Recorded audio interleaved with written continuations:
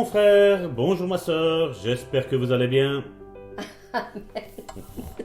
Bonjour mes bien-aimés. J'ai pris Karine au dépourvu.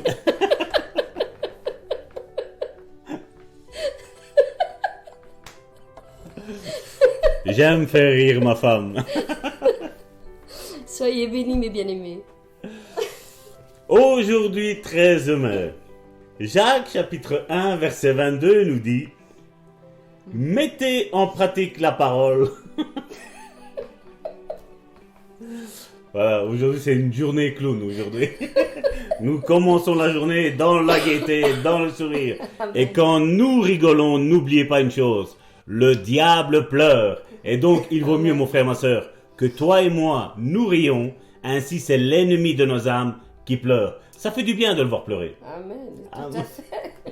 Amen. Donc je disais, Jacques chapitre 1 verset 22, mettez en pratique la parole et ne vous bornez pas à l'écouter en vous trompant vous-même par de faux raisonnements. Et le titre de la méditation d'aujourd'hui est « Mettez en pratique ce que dit la parole ».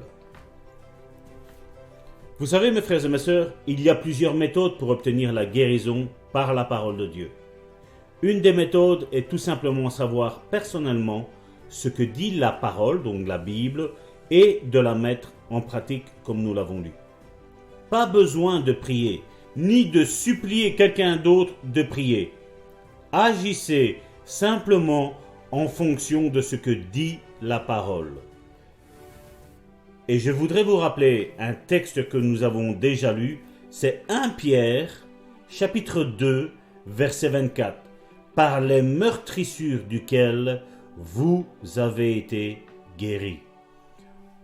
Regardez le témoignage d'aujourd'hui. En février 1955, j'animais une réunion pour un pasteur. Je logeais chez lui et sa femme au presbytère. Une nuit, je me réveillais à 1h30 du matin, souffrant de symptômes alarmants dans mon corps. Le diable me lançant « Voilà, cette fois-ci, tu ne seras pas guéri. » Qu'il est gentil, notre ami le diable, hein? Le diable se servira de n'importe quel moyen pour vous convaincre que vous ne serez pas guéri. Il fera tout son possible pour vous dérober les bénédictions de Dieu. Savez-vous ce que je fis quand le diable me parla ainsi? J'ensevelis ma tête sous les couvertures et je me mis à rire. Je n'avais pas envie de rire, mais on ne peut rire dans l'esprit. Vous comprenez, c'est bizarre, hein? Nous avons commencé en riant. Amen. Et ce témoignage nous parle de rire dans l'esprit. Amen. C'est facile de rire lorsqu'on rit dans l'esprit, mais je ne riais pas dans l'esprit. Je riais dans la chair, je m'efforçais de le faire, j'en avais pas envie. Et je voudrais clôturer aujourd'hui ce témoignage, mon frère, ma soeur, parce que la Bible nous dit que le rire est la santé pour tout le corps. Amen. Pour tout le corps. Et il te faut trouver, mon frère, ma soeur, des hommes et des femmes qui te fassent rire. Combien de fois, mon épouse et moi, nous nous mettons à rire, nous nous mettons à faire les clowns. Et certains nous diraient, oh mais un pasteur qui rigole. Oui, parce que la joie de mon Seigneur est notre force. La joie du Seigneur est notre force. Et si notre couple est fort, mon frère, ma soeur, c'est parce que nous y mettons des moments de joie. Oui, nous avons des peines, mais quand il y a des moments de joie, mon frère, ma soeur, nous nous mettons à rire, à non plus en finir, mon frère, ma soeur. Oui, Dieu veut te voir rire, parce que quand toi tu ris, comme je le disais tantôt, l'ennemi de nos âmes pleure. Alors, mon frère, ma soeur, tu vas faire rire qui aujourd'hui? Toi ou le diable? Le diable ou toi? Moi, je te dis sincèrement, je préfère te voir rire à toi qui nous écoutes. Ma sœur, relâche-leur une bonne déclaration. Que vraiment l'ennemi de nos âmes prenne ses valises, prenne tous ces petits démons et qui s'en aillent de la vie de mes frères et mes sœurs et qu'il soit complètement guéri au nom de Jésus. Alléluia. Amen. Merci Seigneur pour cette réalité, cette vérité incroyable. Si nous avions plus conscience de ces choses, je pense que nous agirions et penserions différemment dans notre vie chrétienne. Bien trop souvent, nous nous laissons envahir par la tristesse, par les doutes, par les peurs, par les angoisses, par toutes ces choses négatives qui viennent assombrir notre avenir en Christ, qui viennent assombrir notre foi, qui viennent étouffer notre foi, à vrai dire.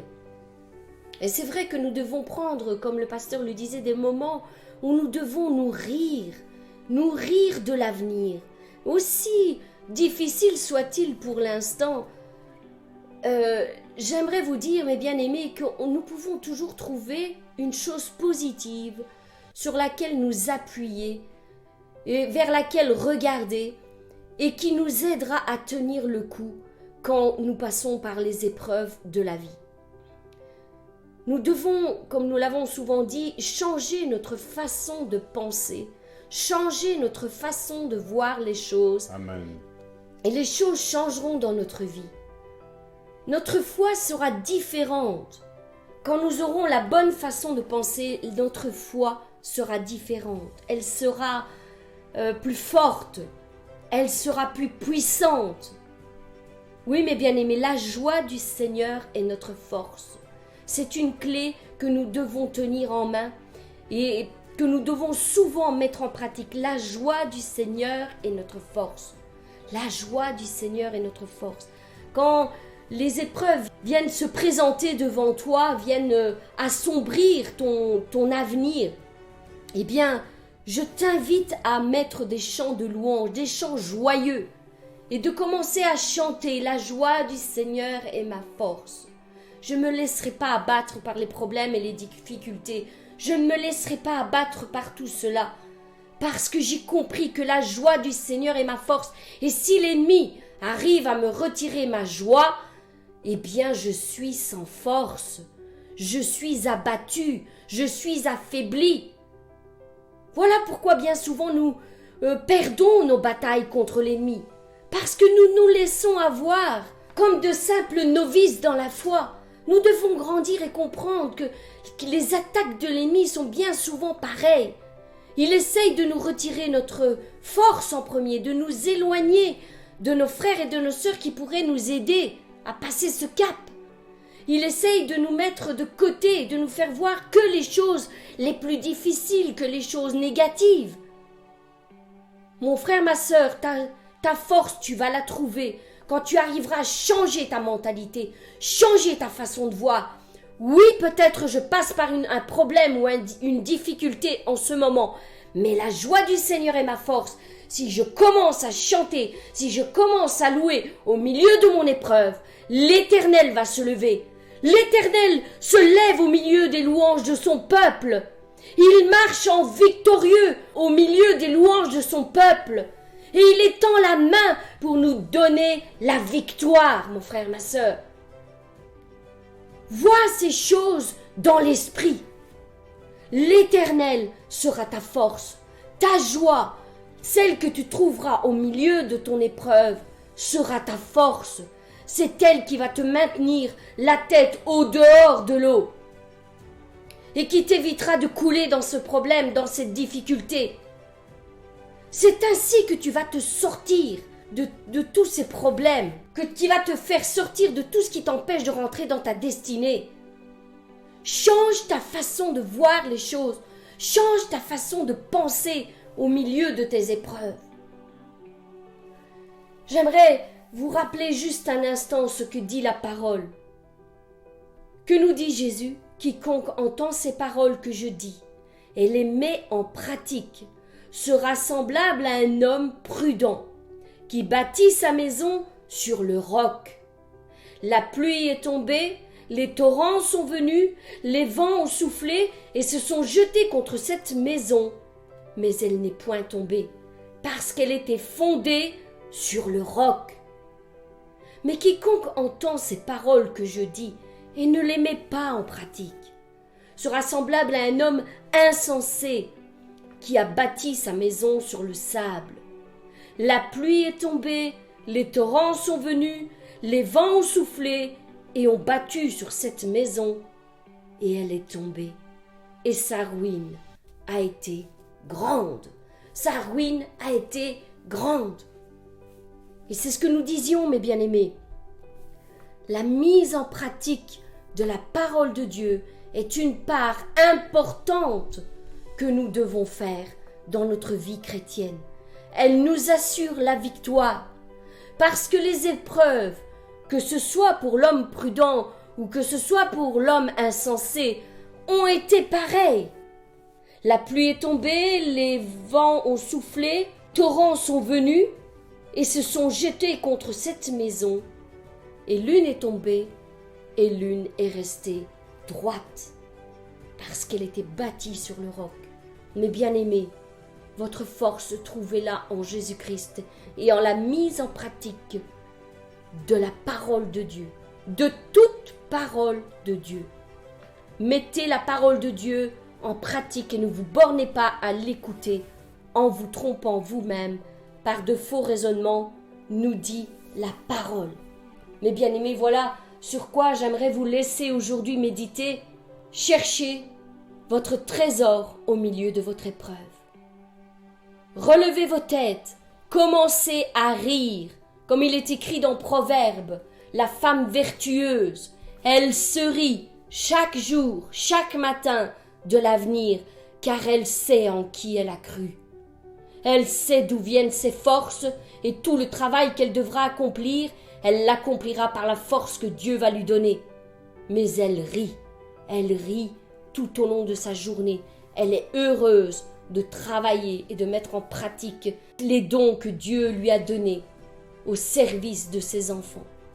Mes bien-aimés, soyez bénis, soyez fortifiés encore par cette pensée qui a été relâchée aujourd'hui. Tu sais, ma chérie, il y a un proverbe dans le monde qui dit « C'est votre attitude et non votre aptitude qui détermine votre altitude. » Amen. Bien souvent, les gens du monde prennent ça comme pensée positive, mais on voit bien qu'au fil du temps, ils s'épuisent. Ils vont plus s'appuyer sur leur aptitude que sur leur altitude. Et nous, en tant que chrétiens, nous savons que notre attitude, quand nous mettons en pratique la parole de Dieu, donc nous la lisons, nous la comprenons, nous la mettons en pratique, donc là, c'est notre attitude face à la parole de Dieu qui va nous élever en altitude. Et comme on l'avait dit une fois à l'église lors d'une prédication, donc nous sommes des aigles et non pas des poulets ou des poules. Nous sommes des aigles, nous faisons partie de cet aigle royal, celui qui appartient à Dieu, et nous survolons, nous sommes un petit peu fainéants, je vais dire quelque part, mais c'est pas que nous sommes fainéants. Nous épuisons pas pour rien. Nous prenons les courants. Pourquoi battre des ailes alors qu'il y a un courant qui est là? Ben, l'aigle, c'est ce qu'il fait. Il est là, il plane. Il est avec ces courants que Dieu a créés. Il profite de ces courants qui sont là et il voyage. D'ailleurs, si mes souvenirs sont bons, un aigle peut sentir sa proie à 20 km à la ronde. Oh là, amen. C'est bizarre que le chrétien, qui normalement est censé être un aigle, même quand il a le diable en face de lui, il ne le voit même pas. Amen, c'est vrai parfois. Nous sommes vraiment aveuglés. Voilà. Et notre attitude, c'est ce qui nous fait donner cette altitude. Et cette altitude, mon frère, ma soeur, nous devons la puiser en Christ. Amen. Dans les lieux célestes. La Bible Amen. nous dit dans Éphésiens que Dieu nous a enrichis de toutes les bénédictions spirituelles qui sont dans les lieux célestes. Donc nous avons tout. Parce qu'il est facile de dire, Dieu a dit que l'or et l'argent lui appartiennent. Pourquoi? Parce qu'il est là en haut. Le spirituel est toujours beaucoup plus puissant que le charnel. Mais nous maintenant, nous sommes assis, nous là aussi, là en haut.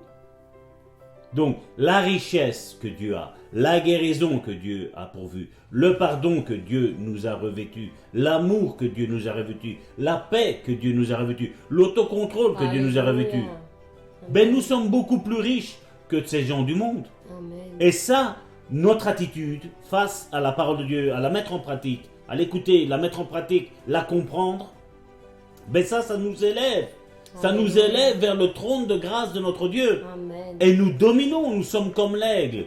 20 km à la ronde, nous voyons l'ennemi. Et qu'est-ce que nous faisons? C'est nous qui fondons sur lui. Amen. C'est nous Amen. qui le mangeons. C'est pas l'ennemi qui doit nous manger, c'est nous qui devons le manger à lui. C'est vrai. À ce lion sans dents, comme tu le dis si bien. Nous devons le manger.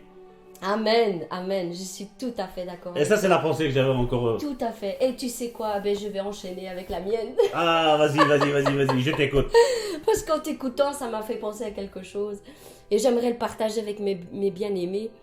Et que c'est vrai que nous sommes assis. La parole nous dit que nous sommes assis dans les lieux célestes. Amen. C'est vrai. Amen. Donc si nous sommes assis dans les lieux célestes, Amen. quelle est notre vision? Quelle est notre vision des choses? Qu'est-ce que nous pouvons voir? Imaginez-vous, mes bien-aimés, vous êtes assis là-haut dans les lieux célestes, assis sur un trône que Dieu vous a donné, vous a attribué. Et quelle est votre vision? Que voient vos yeux là-haut? Que voient vos yeux?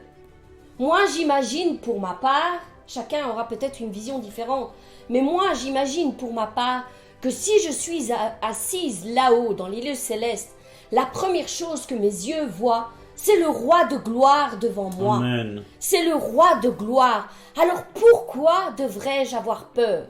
Quand un problème, une difficulté arrive ici-bas dans ma vie, pourquoi devrais-je avoir peur? Car je sais que le roi de gloire est avec moi dans cette épreuve. Il est devant mes yeux et c'est sur lui que mes yeux restent fixés. Amen. Voilà quelle est l'attitude que nous devons avoir. Et comme je le disais tantôt, nous devons chanter, élever un chant de victoire au milieu de nos épreuves. Et c'est ce que nous allons faire aujourd'hui. Le Dieu de victoire. C'est ce que nous allons faire aujourd'hui. Nous allons commencer à entonner avec nos bien-aimés, je suis sûre qu'ils vont nous suivre, un chant de victoire. Au milieu de vos épreuves, mes bien-aimés, chantez ce chant afin que votre âme soit fortifiée et qu'elle puisse passer le cap de l'épreuve. Et quel est ce chant? Si mon Dieu est avec moi. Si mon Dieu est avec moi. Tu le chantes avec moi? Moi, si je chante, il va pleuvoir. Hein. Non, tu vas chanter avec moi. Je vais le murmurer. Tu vas le murmurer avec moi. Alors, je vous invite à nous suivre. Et ce chant, il dit: si mon Dieu est avec moi, avec moi, avec moi, l'ennemi ne pourra pas lever sa main contre moi.